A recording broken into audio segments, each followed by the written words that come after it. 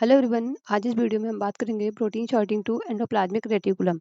जो हमारी protein shorting की सीरीज चल रही है, इसका ये 6 पार्ट है। इसके पहले 5 पार्ट हमने पढ़ लिए हैं, जिसमें पहला पार्ट था प्रोटीन शॉर्टिंग क्या है, क्यों होती है, कितने टाइप से होती है।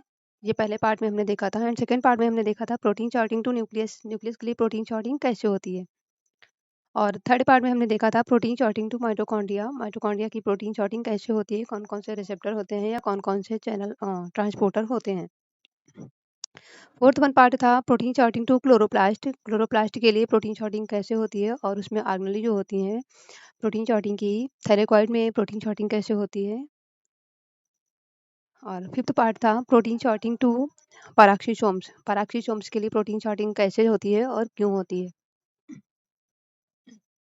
इस पोर्शन में हम बात करेंगे protein sorting to endoplasmic reticulum. जो एंडोप्लाज्मिक रेटिकुलम के लिए प्रोटीन शॉर्टिंग होती है वो दो तरह से होती है, पोस्ट ट्रांसलेशनल ट्रांसलोकेशन और को ट्रांसलेशनल ट्रांसलोकेशन होती है। जो सिग्नल सीक्वेंस होता है ये प्रेजेंट होती है।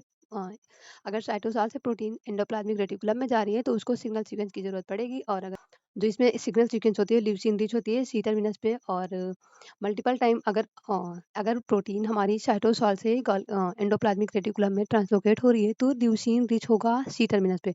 और अगर एंडोप्लाज्मिक रेटिकुलम में गोल्गी से प्रोटीन आ रही है तो इसको हम जनरली टर्म में हाँ कर रहे हैं। जो टर्म हम इसके लिए यूज करते हैं, जो प्रोटीन आती है गोल्गी से, उसको हम कहते हैं रिटर्न टू ईआर। ईआर के लिए वापस आना, मतलब जनरली क्या होता है, साइटोसॉल से ईआर, ईआर से गोल्गी के लिए हमारी प्रोटीन ट्रांसलोकेट होती है। और अगर गोल्गी से बाय द वे किसी वजह से वापस आ रही है तो इसको हम कहेंगे रिटर्न टू ईआर। और इसके लिए एक सिग्नल सीक्वेंस होगी, स्पेसिफिक सिग्नल सीक्वेंस होती है जिसको हम कहते हैं के डेल सिग्नल सीक्वेंस। जो हमारे के डेल होते हैं ये 4 स्पेसिफिक अमीनो एसिड होते हैं, लाइसिन, एस्पार्टेट, ग्लूटामेट और ल्यूसिन। सी टर्मिनस पे ये भी होते हैं। Endoplasmic reticulum is most extensive membrane system in eukaryotic cell. It serves as entry point for protein destination other organelle as well as for the ER itself. ये entry point होता है जैसे कि प्रोटीन अदर ऑर्गेनेल, जैसे कि Golgi apparatus के लिए, endosome के लिए, लाइसोसोम के लिए और सेल सरफेस के लिए या प्लाज्मा मेम्ब्रेन के लिए। अगर प्रोटीन को साइटोसॉल से जाना है तो एंट्री पॉइंट होता है, पहली बार सबसे पहले ईआर में ही प्रोटीन एम्बेड होगी।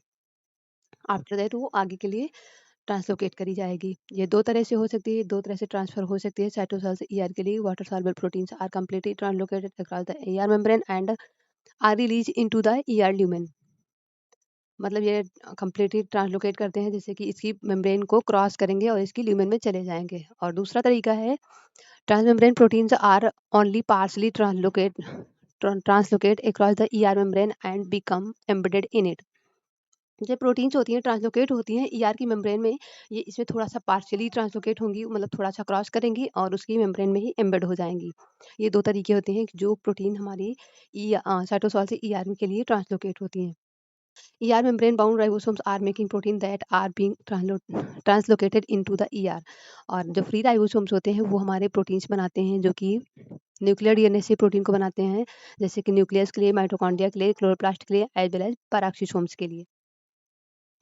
जो हम देख रहे हैं, देखो हमारे फ्री राइबोसोम्स हैं, जो ये फ्री राइबोसोम साइटोसॉल में पड़े हुए हैं, ये प्रोटीन्स हमारे एमआरएनए के साथ बाइंड अप करेंगे, प्रोटीन को ट्रांसलोकेट करेंगे। पहले इसमें देखो सिग्नल सीक्वेंस बनाएंगे और आफ्टर दैट ये पूरी की पूरी प्रोटीन बनाएंगे और ये प्रोटीन अपने फेट ऑर्गेनेल के लिए ट्रांसलोकेट की जाएगी। और दूसरा देख लेते हैं मेम्ब्रेन बाउंड, जो ईआर की मेम्ब्रेन पे बाउंड राइबोसोम्स हैं, ये हमारे प्रोटीन को बनाएंगे। ये पहले ईआर के लिए सी टर्मिनस पे अपने पहले ल्यूसीन रिच बना लेंगे ताकि वो प्रोटीन इसमें या तो इसकी मेम्ब्रेन में या फिर इसके ल्यूमेन में एम्बेड हो जाए, इसके अंदर ट्रांसलोकेट हो जाए। ये प्रोटीन इसी के लिए बनाते हैं और ये प्रोटीन आगे फर्दर ट्रांसलोकेट हो सकती है और नहीं भी हो सकती। अगर इसकी ज़रूरत है तो नहीं होगी, अगर आगे ज़रूरत है तो वो ट्रांसलोकेट करी जाएगी।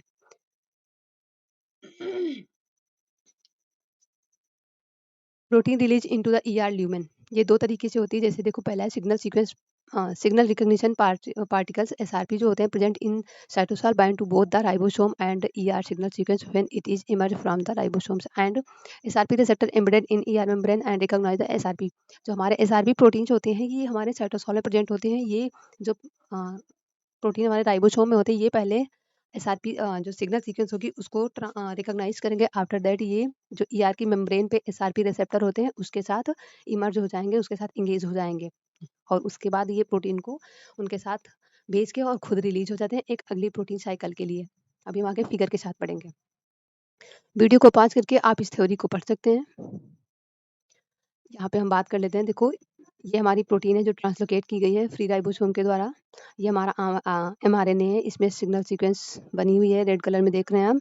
और ये हमारे एसआरपी प्रोटीन है, ब्राउन कलर में। ये प्रोटीन पहले आएगी और पहले बन रही है और इसके साथ एसआरपी ने इसको रिकॉग्नाइज कर लिया और अब एसआरपी प्रोटीन के साथ बाइंड होकर अपने रिसेप्टर के पास आ गए। रिसेप्टर ने अपने एसआरपी को रिकॉग्नाइज कर, ये एडाप्टर का भी काम करती है। अब ये प्रोटीन डायरेक्ट, अगर ये जो कार्गो प्रोटीन है ये डायरेक्टली आती तो ये रिसेप्टर इसको नहीं पहचानते थे कि इसको ईआर की मेम्ब्रेन में आगे अंदर जाने देना है। ये एसआरपी को जानते थे तो एसआरपी ने इनको आइडेंटिफाई करवा दिया और ये खुद रिलीज हो गई और इसके बाद प्रोटीन ट्रांसपोर्टर के थ्रू अंदर के लिए भेज दी गई। हम इसको थ्योरी में देख लेते हैं। SRP bind to the both exposed ER signal sequence. SRP ribosome complex then bind to the SRP receptor in the ribosome membrane. The SRP is released passing the ribosome from the SRP receptor to a protein translocator in the ER membrane. Protein synthesis resume and the translocator start to transfer the growing polypeptide across the lipid bilayer. जो ER की lipid bilayer होती है उसको cross करने देती है, उसको cross करने देती है, उसके अंदर जाने देती है।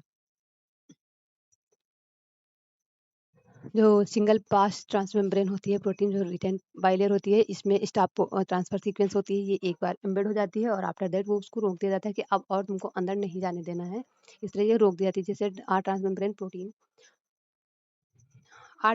Protein with a single membrane spanning segment, the N terminal single signal sequence initiate translocation as it does for the soluble protein, but the transfer process is halted by additional sequence of hydrophobic amino acid, a stop transfer sequence. ये N terminus पे होती है staff transfer sequence और ये एक बार embedded होने के बाद इसको रोक दिया जाती है। अगर प्रोटीन को सिर्फ एक सिंगल क्रॉस मेम्ब्रेन बना है तो उसको एक बार ट्रांसफर होकर उसको वहाँ पे रोक दी जाएगी कि अब तुमको आगे और नहीं जाना है। जो स्टाफ ट्रांसफर सीक्वेंस होती है ये हमारी मिड में प्रेजेंट होगी, जैसे देख सकते हैं आप। ये है हमारी प्रोटीन, ये देखो हमारा एसआरपी इसको रिकॉग्नाइज करेगी, ये प्रोटीन सिग्नल सीक्वेंस से लेके आएगी, एसआरपी एसआरपी रिसेप्टर के पास आएगी, फिर वो ट्रांसलोकेटर के माध्यम से अंदर भेजी जाएगी। देखो यहाँ पे लाई गई, फिर इसको इन्होंने पहचान लिया, इस सिग्नल सीक्वेंस को रिमूव करेंगे और ये हमारा स्टॉप ट्रांसफर सीक्वेंस है और इसको यहाँ से जब ये ट्रांसलोकेटर के पास पहुंच जाएगी तो ट्रांसलोकेटर को ये सिग्नल मिल जाएगा कि अब इस प्रोटीन को और भी अंदर नहीं जाने देना है, तो ये इसको इसी मेम्ब्रेन में एम्बेड कर देगी और ये सिंगल पास मेम्ब्रेन प्रोटीन बन जाएगी। अब ये बाहर और अंदर के एनवायरनमेंट से इंटरेक्ट करेगी और जो हमारा मेम्ब्रेन पेप्टाइडेज होते हैं, सिग्नल पेप्टाइडेज, ये इस वाले पोर्शन को रिमूव कर देंगे और ये हमारी प्रोटीन एम्बेड रहेगी। पहले प्रोटीन लाई गई और उसके बाद ये यहाँ पे इसको प्रोटीन को ट्रांसफर होना स्टार्ट हुआ। आफ्टर दैट ये स्टाफ प्रोटीन आई तो ये बीच में जाके अंदर के लिए धंस गई। देखो इसमें ये प्रोटीन अंदर आके रुक गई। अब इसको पता है कि इतनी आने के बाद येलो कलर वाला हमारा जो है स्टाफ है, तो ये जो रेड वाला ये स्टार्ट ट्रांसफर सीक्वेंस है और ये सिग्नल को बीच से स्टार्ट करेगा और आफ्टर दैट ये प्रोटीन डबल मेम्ब्रेन बन जाएगी।